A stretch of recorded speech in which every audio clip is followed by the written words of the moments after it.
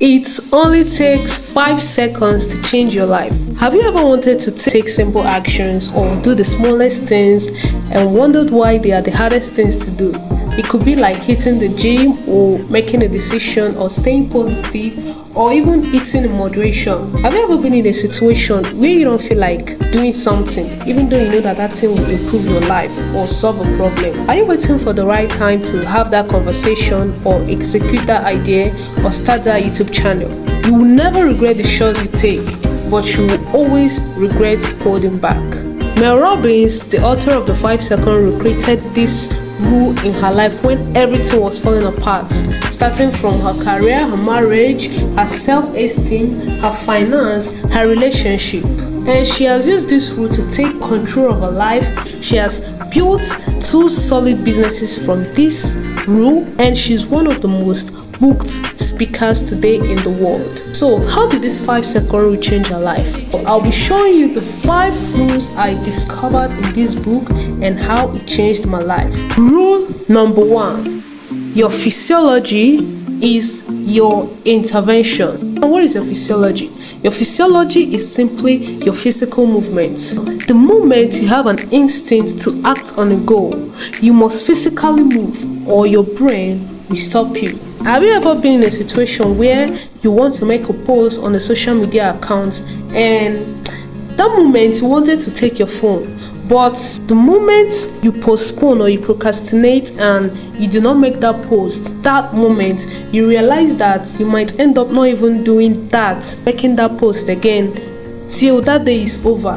Take a look at a rocket that wants to accelerate. Usually notice like a timing of 5, 3, 2, 1, 0, and nothing stops you. This is how Mel discovered this rule. Instead of hitting the snooze button, Mel counted backwards from 5, 4, 3, 2, 1. So you can see that that activity is very simple, but you didn't go for it at that moment. You didn't move your body to make that post at that moment, so you realize that you couldn't do it again and you didn't even remember till that day was over.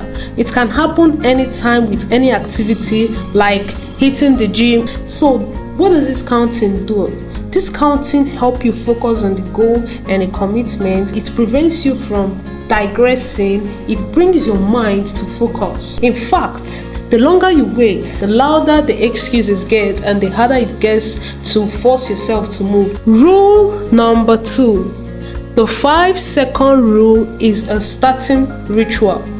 So you ask, how does counting backward from 5, 4, 3, 2, 1 change my life? There is a part of the brain called the prefrontal cortex.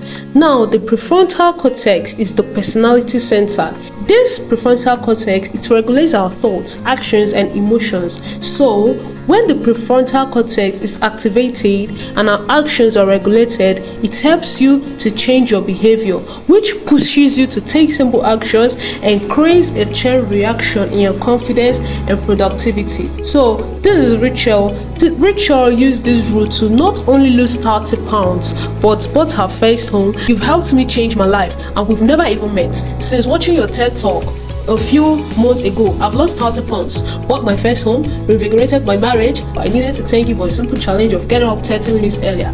That simple step started a chain of events that have made all the difference for me. So this rule actually works. It all depends on you if you're willing to put it to work. Mel Robbins said, knowing what you need to do to improve your life takes wisdom. Pushing yourself to do it takes courage. And that is what the 5-second rule is all about. Courage. Rule number 3 is not the big moves that change your everything. It is the smallest ones in our everyday life. Courage is a birthright and it resides in every one of us. When we talk about courage, there are some names that comes to our mind. Names like Nelson Mandela or Winston Churchill or Dalai Lama. No, but every day of our lives we are faced with scary moments and uncertain difficulties. And courage is what this 5-second rule gives you. How the 5-second rule has developed courage in me. So I wanted to develop this habit of waking up at 4 a.m. It used to be very hard for me until I came across this book, The 5-Second Rule. When my alarm rings, instead of hitting the snooze button or, giving an excuse and going back to sleep and ending up waking up at 6 a.m. or 7 a.m., I took the courage to not hit the snooze button and wake up after counting 5 to 1.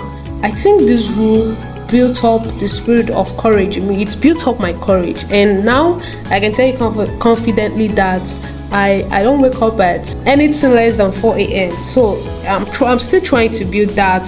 Courage is a push. You don't have to overthink it. You just have to move. Rule number 4. The time is always right to do what is right. Picture Tom. Tom threw himself into his job after his wife left him. And it's been a welcome distraction as he tries to pick up these pieces of his personal life. So Tom is in a bar with his business associates, with his business colleagues, and turn to order another round of drink. That's when he sees her. He sees this beautiful girl. She's standing across and laughing with her friends. Now he thinks about, walking over and talking to her, but he hesitates. He starts to wonder if it's too soon to go there to talk to her, and he starts to feel uncertain.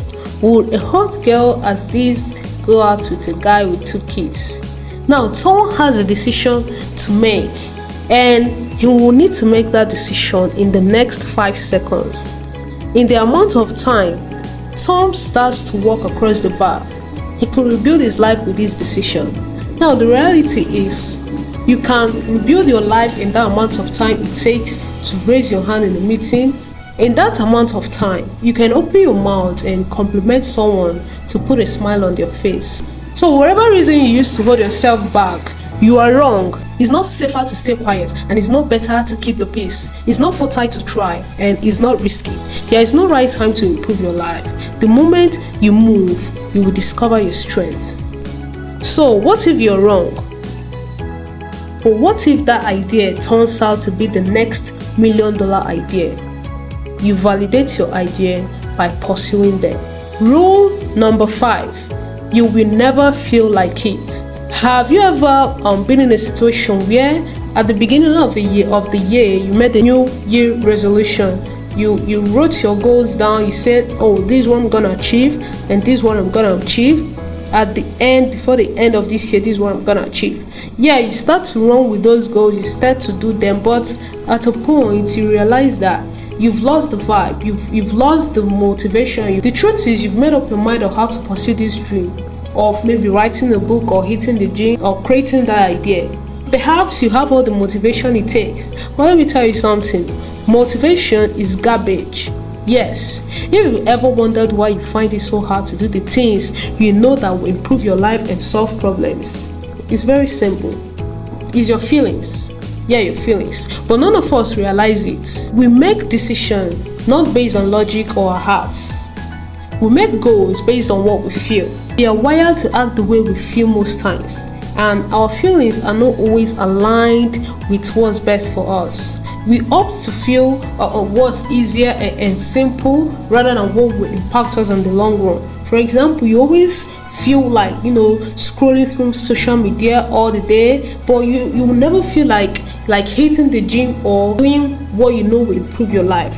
So why do you make decisions based on how you feel? Now, according to a neuroscientist known as Antonio Damasio, he says it's our feelings that decide for us 95% of the time. You feel before you think. You feel before you act. We are feeling machines that think, and not thinking machines that feel. That's why you ask, do I want to eat? But you're actually asking, do I feel like eating? You are not asking, do I want to go to the gym or should I go to the gym? You are actually asking, do I feel like going to the gym? You are not asking, should I start working on that idea? You are actually asking, do I feel like working on that idea? So that explains why change is hard.